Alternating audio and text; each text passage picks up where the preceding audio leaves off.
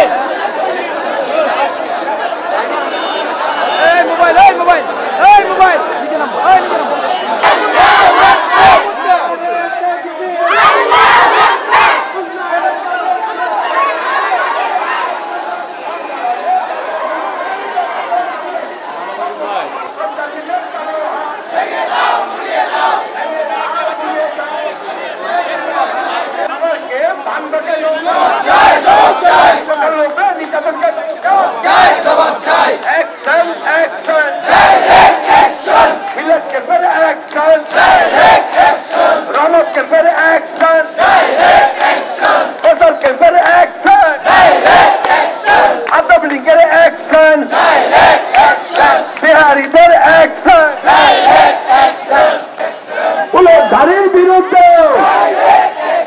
হাউজিংয়ের বিরুদ্ধে সন্ত্রাসীদের কালো হাত দখলবাজদের কালো হাত ব্যবস্থা করে আমাদের একটি স্থান দেবে, সেই স্থানে আমরা বসবাস করার যদি যোগ্য হয় সেখানে আমরা অবস্থান করবো। তারপর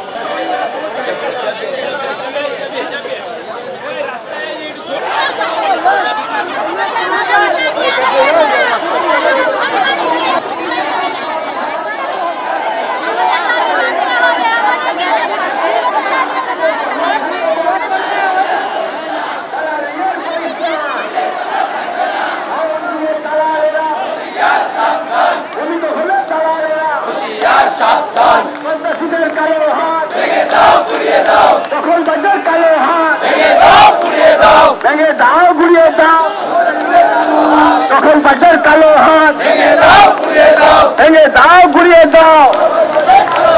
সকালের উপরে হামলা কেন? আমাদের কেন ভাবনা কেন? উন্নয়নে বাধা নয়, আগে চাই পুনর্বাসন, আগে চাই উন্নয়নে বাধা নয়, উন্নয়ন চাই, জবাব চাই। আমার কেম উচ্ছেদ কেন? জবাব চাই, জবাব চাই। নারে তাকবীর, আল্লাহু আকবার, অ্যাকশন, অ্যাকশন।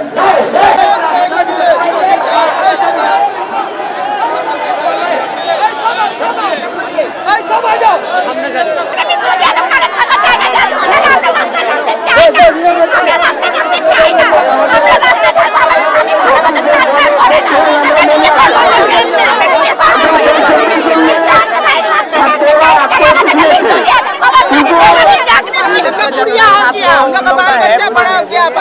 नाती पोता हो गया, हम लोग बिहारिया का ठिकाना है, हम लोग का ठिकाना कर लिया, तो सब कुछ छीन लिया, हम लोग का कुछ बच्चा को काट दिया। প্রোগ্রাম ঘোষণা দেওয়ার আগে কিছু কথা বলতে চাই। বিশেষ করে আইন প্রয়োগকারী সংস্থা যারা আছেন, এসআই, এসবি, ডিজিএফআই এর যে গোয়েন্দা ডিপার্টমেন্ট, তাদেরকে দৃষ্টি আকর্ষণ করে বলতে চাই, আপনারা সরকারকে জানান যে এটাও ক্যাম্প উচ্ছেদ করার জন্য ষড়যন্ত্র না। এই অন্তর্বর্তী অন্তর্বর্তী সরকারকে বদনাম করারও ষড়যন্ত্র, এই ক্যাম্প উচ্ছেদ কারা করার ষড়যন্ত্র করতেছে। যারা স্বৈরাচার বিগত সরকারের আমলে ছিল তাদেরই প্রভাবশালী নেতৃবৃন্দের আত্মীয় স্বজনদের প্লট। তারা টাকা পয়সা খরচা করে গৃহায়ণ মন্ত্রণালয় থেকে এবং সচিবালয় থেকে জনপ্রশাসন থেকে এই অর্ডারগুলো করায়া কিছু টাকা পয়সা খরচা করে নিয়ে আসা আমাদেরকে হয়রানি করার সঙ্গে সঙ্গে যেন সারা বিশ্বে এটা আমাদের বিষয়, উর্দুভাষীদের বিষয়, ইন্টারন্যাশনাল বিষয়, এই সারা বিশ্বে যেন এই সরকার বদনাম হয় এই ষড়যন্ত্র, তারা যেন এই ষড়যন্ত্র আমাদের সঙ্গে করা না হয়। না হলে আমরা আজকে রাজপথে নেমেছি, আমরা প্রয়োজন হলে রাজপথ বন্ধ করে এর চেয়ে কঠোর কর্মসূচি ঘোষণা করবো। এর মধ্যে আমরা মিরপুর এসপি জার্সির পক্ষ থেকে ক্যাম্পবাসী ভাইদেরকে নিয়ে সর্বপ্রথম শনিবার সকাল 9টা থেকে অনির্দিষ্টকালের জন্য অনশন ধর্মঘট ঘোষণা করব। সকাল 9টা থেকে শনিবার অনশন ধর্মঘট ঘোষণা করছি। শনিবার যদি সরকারের পক্ষ থেকে ক্যাম্প উচ্ছেদ থামানোর বিষয়ে কোনো নির্দেশনা যদি না আসে তাহলে রবিবার বেলা 1 ঘটিকার সময় আমাদের 10 জন লোক গায়ে কাফন পরে গায়ে কেরোসিন তেল দিয়ে নিজের প্রাণ আত্মহত্যা দিবে। এখানে শেষ না, যদি তারপরেও না থামে প্রতি ঘন্টায় আমাদের সংগঠনের পক্ষ থেকে 10 জন করে আত্মহত্যা করছে। এটা শুধু আমরা কোনো হুমকি দিচ্ছি না, আপনারা যদি বাস্তবে দেখতে চান তাহলে আমাদের ক্যাম্পে উচ্ছেদ করে দেখান, আমরা প্রমাণ করে দিব 10 জন না, প্রয়োজন হলে 10,000 লোক আমরা জান দিতে প্রস্তুত। যে এই অন্তর্বর্তী সরকার ডাক্তার ইউনূসের সরকারের উপদেষ্টারাই এই অর্ডারগুলো দিয়েছেন। যদি এটা হয় তাহলে সারা বিশ্বে যে সুনাম আপনারা অর্জন করেছেন তার চেয়ে বেশি আপনাদের সুনাম ক্ষুণ্ণ হয়ে যাবে। যদি আপনারা চান যে দেশের মান সম্মান থাকুক তাহলে এখনই সরকারকে কাছে এক্ষুনি মেসেজ পাঠান যে এখানে মিরপুরে ক্যাম্পে অবাঙালি ভাইদের সঙ্গে নির্যাতন চলছে, নির্যাতন করার চক্র হচ্ছে। এই চক্র কারা? এই চক্রধারীরা কারা? আপনারা খুঁজে বের করেন। হঠাৎ করে কিভাবে সিদ্ধান্ত চলে আসে যে এখানে 3000 পরিবার বসবাস করে, সে ক্যাম্প উচ্ছেদ করে দিবেন আপনি? আপনারা জানেন যখন এই দেশ যখন স্বাধীন হয়েছিল, পূর্ব পাকিস্তান ছিল, তখন বাংলাদেশ হয়েছিল, আমরা কিন্তু সাধারণ, আমরা যারা উর্দুভাষী, আমরা কিন্তু কেউ গরিব ছিলাম না। আমাদের নিজের বাড়ি গাড়ি সবই ছিল। যারা কালকার জমিদার আজকের এখন ফকির নেই, এখন কালকার ফকির নেই, আজকের জমিদার। এই যত বাড়ি যাচ্ছেন, ফার্স্ট কলোনি, সেকেন্ড কলোনি, লালকোটি, 6 নম্বর, 1 নম্বর, মোহাম্মদপুর, আপনার গুলশান, ডালমন্ডি, এই কার বাড়ি ছিল? এই সব বিহারির বাড়ি ছিল। আমরা কিন্তু ক্যাম্পে থাকার লোক ছিলাম না, আমরা পরিস্থিতির শিকার হয়ে আজকে আমরা ক্যাম্পে থাকছি। এই 10x10 ফিটে বাড়ি, ক্যাম্পের ভিতরে মা, বোন, বউ, বাচ্চা নিয়ে আমরা এক বাসায় 10 জন লোক আমরা বসবাস করি। এর থেকে তো ভালো তো গরু খাটালের খামার আছে, খামারে দেখেন না কিভাবে ফ্যান লাগায় রাখে, কত বড় জায়গা। আমরা তো সেইভাবেই আমরা থাকতে পারি না। তার বিরুদ্ধে কিছু চক্রধারী, কিছু পুলটধারী, কিছু লম্পট, কিছু হজিং এর দালালরা, এরা কি করে এই হজিং এর প্রত্যেক ক্যাম্পে, এরা প্রত্যেক ক্যাম্পে জায়গাতে হজিং থেকে এরা প্লটদারি করেছে। এটা আজ থেকে 30 বছর আগে হয়েছিল। কিন্তু আমরা বলতে চাই এই প্লট আপনি আমাদেরকে বরাদ্দ করে দেন, আমরা যে জায়গায় থাকি আমরা ওই জায়গায় থাকবো।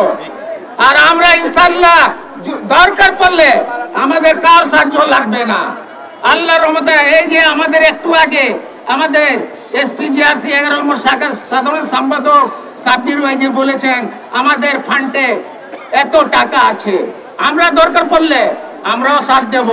এই যে সরকার ডাক্তার ইউনূস সাহেবের যে উনি বসে আছেন, এই কিছু সংক্রান্ত কিভাবে গ্যাঞ্জাম সৃষ্টি করবে, এইটাই এই যে গৃহ মন্ত্রণালয় যে সচিব, এই কত বড় মানে খারাপ, এইটা কোনো চিন্তার দরকারই নাই।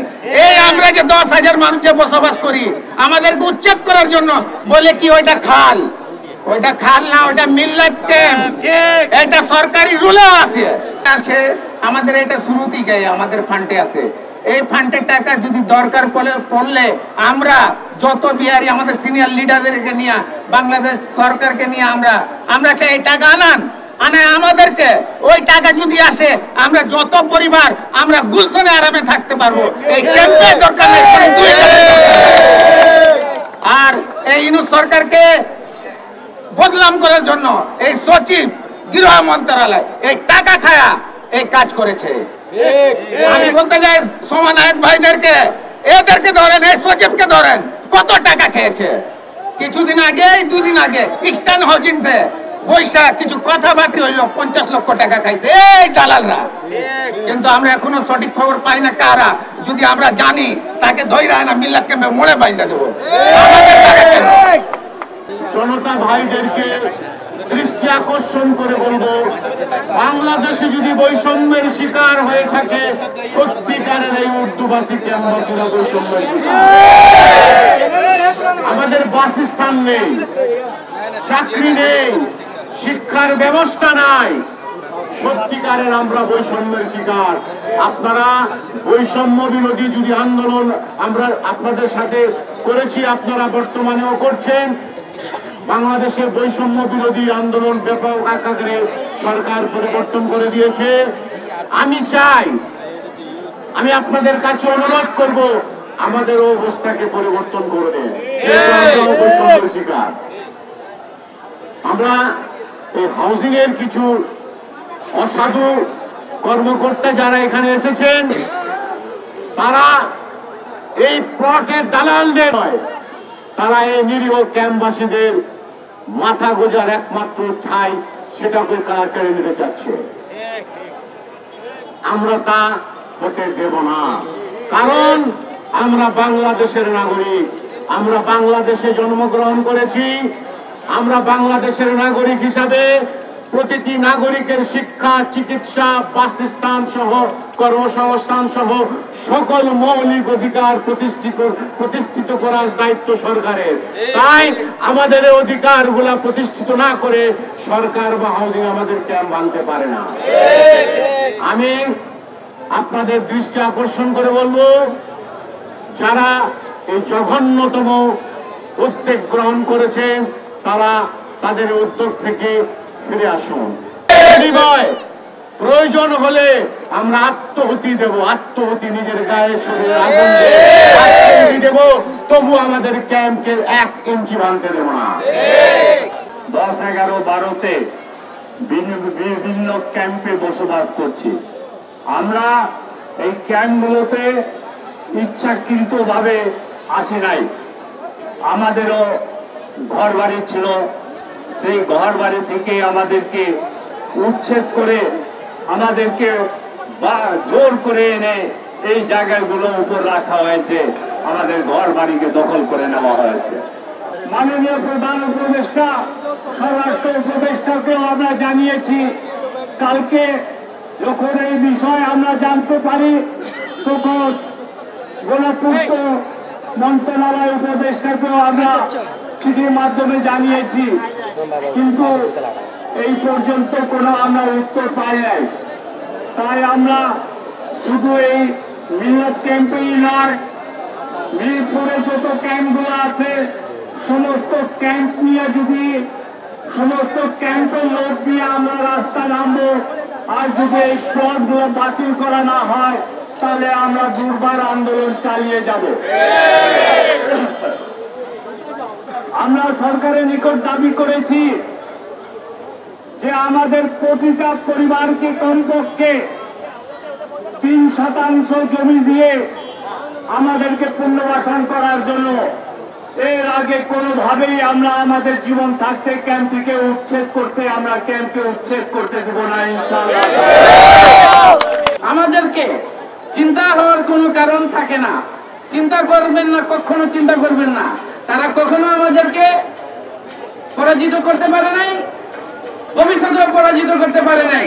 গতকালও তারা পরাজিত ছিল, আগামী দিনেও তারা বলে দিতে থাকবে ইনশাল্লাহ। আমরা পরিষ্কারভাবে বলে দিতে চাই, আপনারা এই দুঃস্বপ্ন দেখা বন্ধ করে দেন। যদি আপনারা আপনাদের এই কাজ থেকে পিছনে না সরেন, তাহলে আপনাদের পরিণাম ভয়াবহ হবে, খারাপ হবে। আপনাদের সন্তান যখন পৃথিবীতে থাকবে, তাদেরকে থুথু দিবে যে আমার তার বাপ এরকম করছিল। আপনারা এরকম কাজ করে পৃথিবীতে যায়েন না। जितना बिहारी कौम है, हम लोग सब एक होके मिल के इसका प्रतिवाद करेंगे। एक तो जो एक साधारण आदमी जो हमारा केन तोड़ने का धमकी देता है, वो तो दूर का बात है, यहाँ का सरकार भी हम लोग को नहीं हिला सकता है। हम लोग का कोई एक तो पुण्यवासन नहीं दे के हम लोग को कुछ नहीं कर सकते, हमको अल्लाह पे दावा है। या बमबाजी कर दे, अगर ऐसा हुआ तो हम तमाम कैंपसी मीरपुर वाले को कर दे कि जिस दिन किसी भी कैंप में अगर बुलडोजर आए, तमाम कैंप से माँ बहनों बाल बच्चों पूरे घेर ले, या मरेंगे या बचेंगे। ये एहतियात करना चाहिए। अगर ऐसा हम लोगों में जज्बा रहे तो इंशाअल्लाह कोई मेरा कुछ नहीं बिगाड़ सकेगा। আইন শৃঙ্খলা বাহিনী দ্বারা বা হচ্ছে সরকার জনসাধারণের মুখোমুখি দ্বারা আমরা সেটাও চাই না, কিন্তু এটা একটা সুস্থ সমাধান আমরা সবাই চাই। তো জিনিসটা হচ্ছে আপনাদের দাবি দাওয়াগুলো আরো যেন শক্তভাবে যেন থাকে, বা আপনাদের দাবি দাওয়াগুলো যেন কি বলবো সেটা যেন গ্রান্টে হয়, সেই জন্য আমরা উদ্যোগ কর্তৃপক্ষকে আপনার মেসেজগুলো দিব। হ্যাঁ, কিন্তু জাস্ট হচ্ছে গিয়ে আমি আপনাদেরকে এখান থেকে রাস্তা থেকে সম্পূর্ণ সরে যেতে বলছি না। হ্যাঁ, আমি জাস্ট এটা অনুরোধ করার জন্য এসেছি যে জিনিসটা আপনাদের পক্ষে আমাদের রিপোর্ট অলরেডি দিয়ে দেওয়া হয়েছে, কিন্তু এখান থেকে জাস্ট একটা রিকোয়েস্ট করতে এসেছি যে হচ্ছে গিয়ে অ্যাটলিস্ট আপনারা রাস্তা যদি পুরো না ছাড়েন, আপনারা একটা লেন খালি করে দেন, কিছু গাড়ি চলে যান, মানে একটা রাস্তায়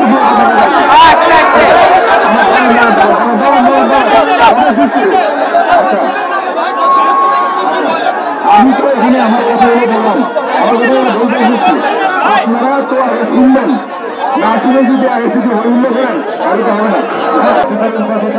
থানায় আছে আপনাদের শোনার জন্য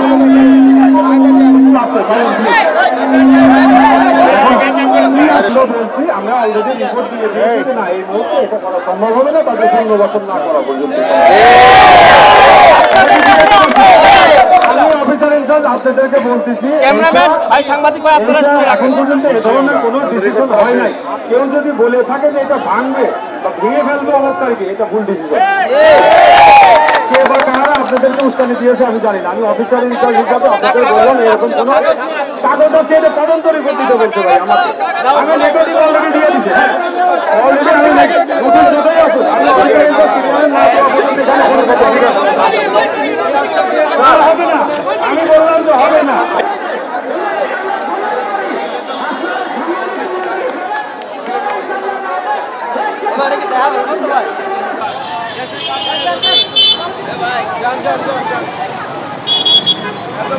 ভাই এখন আসছেন, হ্যাঁ কষ্ট করলাম, এখন আসি।